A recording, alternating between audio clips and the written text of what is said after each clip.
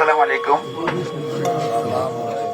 সোনাগাজী সম্মানিত এলাকাবাসী, আপনারা জানেন এই ক্লান্তি লগ্নে বাংলাদেশ সেনাবাহিনী কেউ যদি অগ্নিসংযোগ এবং বিভিন্ন প্রকারের হুমকি দামকি যদি দিয়ে থাকে এবং আপনাদের পাশে যারা সংখ্যালঘু আছে তাদেরকে কোনো প্রকার উচ্ছেদ বা হুমকি এবং তাদের ঘর বা বিভিন্ন জিনিস উচ্ছেদ করার কোনো পরিকল্পনা করে, দয়া করে আপনারা আমাদেরকে অবগত করবেন। আমরা সোনাগাজী মডেল থানায় আছি এবং আমরা ইনশাআল্লাহ প্রশাসনের সহায়তায় আমরা আপনাদেরকে সর্বাত্মক সহযোগিতা করব। সকলে ভাই ভাই, কেউ হানাহানি মারামারি কাটাকাটির মধ্যে যাওয়ার দরকার নেই। আমাদের কাছে কোনো রাজনৈতিক পরিচয় নাই।